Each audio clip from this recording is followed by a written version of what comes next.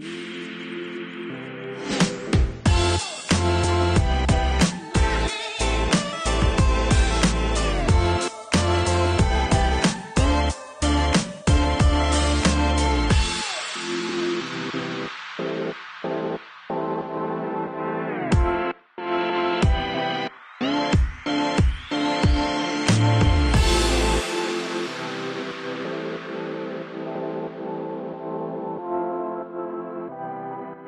est tellement bon, le broco.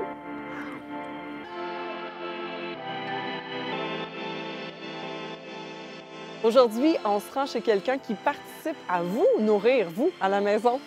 C'est David Hamel de Bionord.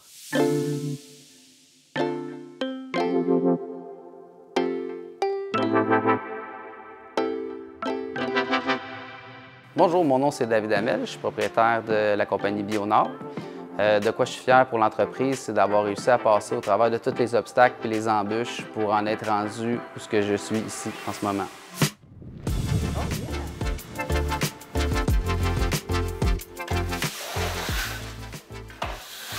Hey, salut David! Salut, ça va bien? Oui, toi? Oui. Enchanté. Hey, ça sent le party de crabe chez vous. Ouais. En saison, ça sent encore plus que ça quand on fait de la transformation, mais là, on est en train de finir. C'est sûr que le ménage, il ramène des petites odeurs de crabe cuit. Là. Ça sent très bon. C'est ça, tu fais le ménage parce que tu as eu une saison de feu. Oui, vraiment.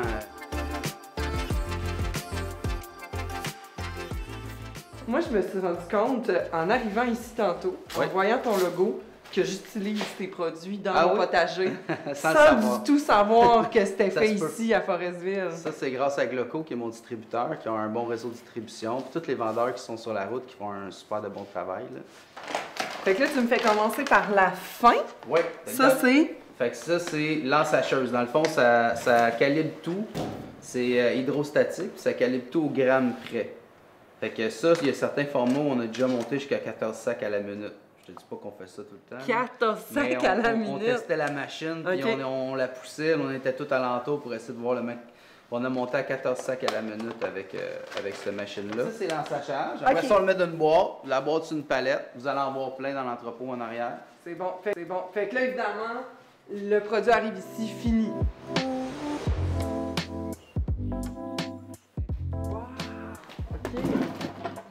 Fait que ça, c'est la fin du séchoir, mais si on veut continuer de ce qui rentre dans l'ensacheuse, il y a la broyeuse. Ça, c'est le produit qui est pur, qui s'en va directement dans l'ensacheuse. Ou de la vis, on peut faire partir le produit pour l'envoyer directement aussi dans l'ensacheuse. Ben, je dis une vis, mais dans le fond, c'est un mélangeur. C'est une roue qui tourne. Puis tous les ingrédients qui sont dedans, ils se font tous mélanger ensemble. Puis après ça, on l'envoie dans la vis, puis on peut l'envoyer dans l'ensacheuse. C'est dur à copier parce que là, on est dans la matière première. C'est nous qui le fabriquons. Hey, c'est pas des petits crabes, là. Non, c'est du crabe des neiges. À l'usine, c'est vraiment capoté. Tu rentres là, on dirait que tu es sur le bord du fleuve lorsque c'est marée basse. Ça sent la varech, c'est sûr. Full carcasse de crabe. C'est normal, c'est leur produit. Mais ça fait vraiment... typiquement nord-côtier, c'est vraiment cool. Ça, c'est l'ingrédient principal de nos recettes. C'est la coquille de crabe qui a été chauffée, qui a été nettoyée à l'eau puis qui a été déshydratée. Puis là, c'est ton fameux crabe des neiges que tu récupères de ton partenaire. Oui, exactement. Il t'arrive comme ça en carcasse? De mes partenaires, je travaille avec Poissonnerie La Prise, Crabier du Nord, puis aussi Crustacés Bétrinité. Tu sais, ça, là, c'est un procédé, on s'entend, que nos grands-parents faisaient. Mettre, tu sais, des carcasses de crabe, du varech. Oui, directement dans le sol, eux autres. Mais tu sais, ce que j'ai entendu, moi, beaucoup dans le coin ici, c'était du caplan. Oui. C'était du caplan, une patate, puis ils mettaient du varech par-dessus. C'est de là que vient l'idée. C'est Danny qui vient de Port-Cartier, qui était dans ceux qui a parti la coopérative. Dans le temps, c'était une coopérative. Avec moi, qui nous parlait de ça. On était dans le cœur du Québec, puis on faisait de l'agriculture. Il était venu sur la Côte-Nord, il avait pris des ingrédients ou des produits. En tout cas, il était arrivé avec des produits marins, puis on avait essayé ça, puis c'était vraiment... On était impressionnés du résultat. Ça donne des super bons résultats. C'est ça qu'il nous expliquait, là. C'était un caplan de patates, puis du varech par-dessus. Puis elle nous a montré que tout ça, c'était jeté dans un site d'enfouissement. Fait que là, on a fait des tests. Là, ça fait, je recule, il y a plus que 18 ans. Là. Wow, là, OK! Finalement, on a fait un test avec Agriculture Canada pendant 4 ans à la jardinerie Fortier à Plessisville. pour développer un mélange pour vraiment là, avoir des plants qui sont vraiment optimum pour la vente, mais dans le bio, au lieu d'être avec des engrais de synthèse. J'ai l'impression que l'entreprise Bionord est vraiment plus forte de ses relations d'affaires. Il faut que la chimie elle soit là. On le voit, là, puis je pense que David, c'est pas quelqu'un qui a la langue dans sa poche. Il est capable de garder des relations viables et sur le long terme.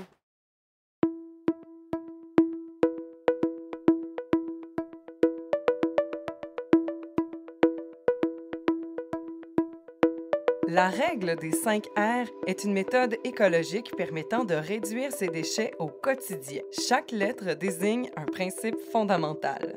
Refuser ce dont vous n'avez pas besoin, réduire vos achats non nécessaires, réutiliser ce qui est déjà acheté, par exemple réparer, louer, acheter usagé, rendre à la terre en compostant les matières organiques et recycler en dernier recours.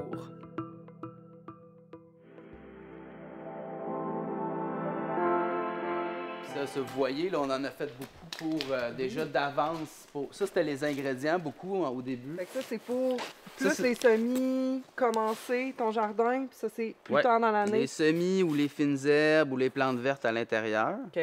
Puis après ça, ben, on a le fruit et légumes. Puis lui, c'est le floraison. Quand il montre le compost, voir s'ils l'ont utilisé, il me disait, ben oui, regarde, on voit les coquillages. Tout le monde dit ça. On voit les coquillages, c'est vrai. Comme quand on était au CEFOB puis qu'il montrait les tests. Il montrait les tests de différentes parcelles. Il y avait des parcelles avec, par exemple, des fumiers. Il y avait des parcelles avec différentes... Puis là, il disait, si vous voulez voir c'est lesquelles les parcelles avec le bionique, c'est pas dur, vous voyez les coquillages. Regarde, on les voit, là. Puis on voyait que c'était plus vert. Ah. Tu sais, t'as quand même créé quelque chose d'unique au Québec. On peut te dire ça? Oui, il n'y a pas beaucoup de...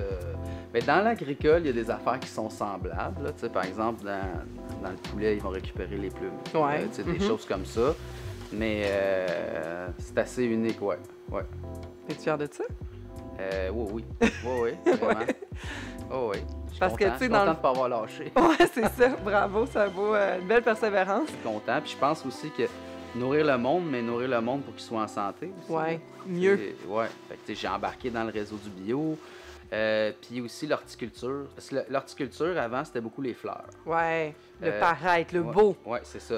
Puis là, ben maintenant, c'est les légumes qui sont dans les plates-bandes. Il faut encore que ça soit beau, parce que les gens aiment ça quand c'est beau en entour de chez eux. Des beaux cucurbitacées avec des belles grandes fleurs. C'est ça. Puis là, ben là, avant de mettre des produits un peu moins santé dans des fleurs, ça dérangeait pas trop.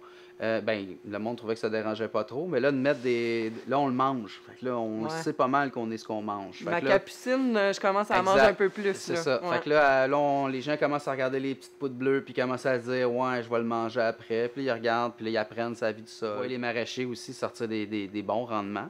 Ouais. Fait qu'ils se rendent compte que tu peux avoir des très bons rendements, puis sans utiliser ces produits-là. Ben, c'est tout à ton honneur. Merci. Bravo. Merci. Hey, je suis super curieuse. Encore, j'aimerais ça aller visiter le commerce où vous vendez les produits.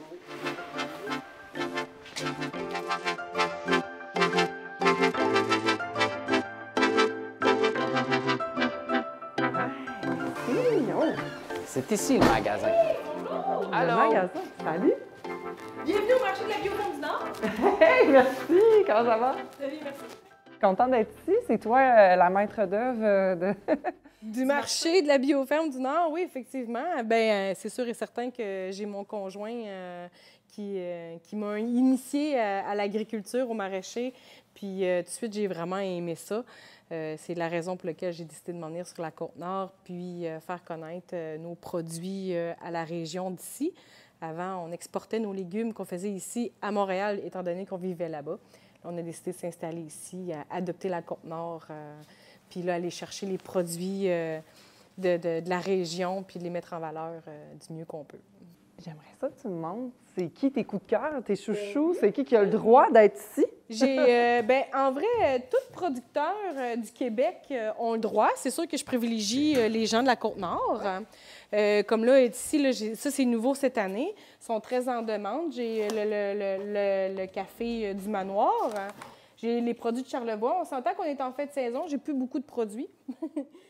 Tu as été dévalisée. Oui, effectivement. J'ai les huiles biologiques du lac Saint-Jean.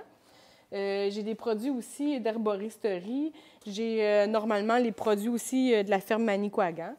J'ai des produits d'herboristerie en comprimé. J'ai mes savons en vrac. Et bien évidemment, j'ai aussi des produits d'herbe à miel qui sont très populaires.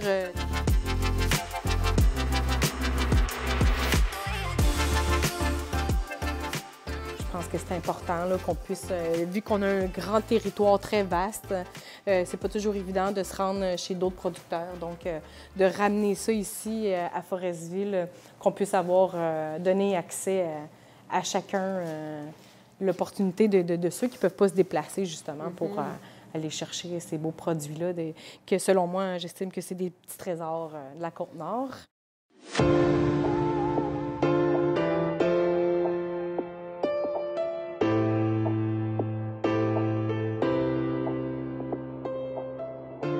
C'est important de consommer de façon responsable parce que ça m'aide à montrer l'exemple.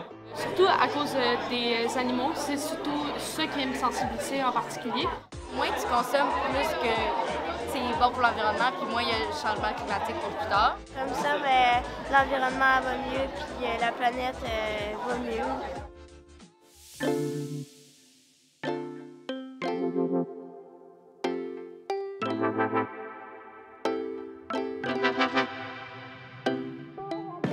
Un peu plus loin, sur notre terre agricole, on avait parti des paniers, on a commencé à produire des légumes, tout ça.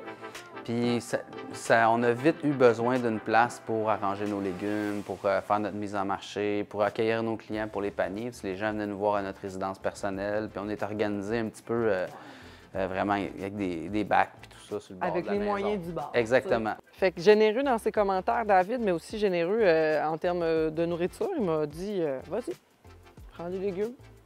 Fait que moi, je me suis fait un petit bouquet de brocos. C'est différent de manger bio. Il y a quelque chose de vraiment humain en arrière de tout ça. Puis moi, ben, ça m'inspire beaucoup. Il est tellement bon, le broco. À force de regarder puis de faire la clarté sur ce qu'on avait de besoin puis sur ce que ça prenait pour un bâtiment à la ferme, bien, on a vu qu'il y avait la bâtisse ici, qui est une ancienne usine de clames qui était un peu en train de dépérir, qui était possédée par les Crabiers du Nord, qui est mon associé. Puis on s'est dit que c'était un bon endroit parce qu'on aurait aimé ça aussi. C'est en plein milieu de la ville de Forestville. Puis notre ferme est beaucoup dans le rang en arrière, fait que c'est plus accessible pour nos clients, c'est plus facile. Ça finalise un peu le projet, là. Fait que là, on a l'engrais, on teste l'engrais dans les champs de légumes qu'on fournit localement dans des paniers. On est à une 50aine de paniers cette année. On vend aussi des légumes directement aux gens qui ne sont pas dans les paniers. Puis, bien, on s'est équipé pour pouvoir revendre aussi les produits qu'on trouve intéressants pour la santé, mais aussi pour des producteurs du coin. C'est quoi ta vision d'avenir, ton rêve? Je pense qu'on est ici dans une partie du rêve, mais ça pourrait ressembler à quoi pour l'avenir? Comment je le vois? Bien, ça serait que ça soit une place qui est un peu, pas un centre social ou un centre culturel, mais une place que les gens se retrouvent.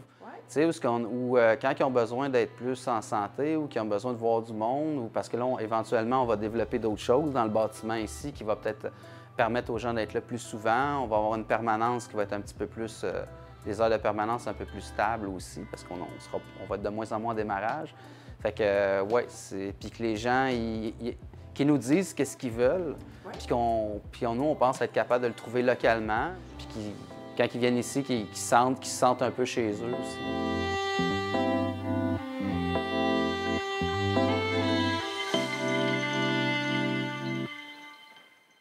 Comme vous pouvez le constater, les entreprises d'ici participent activement à créer une génération durable. À très bientôt!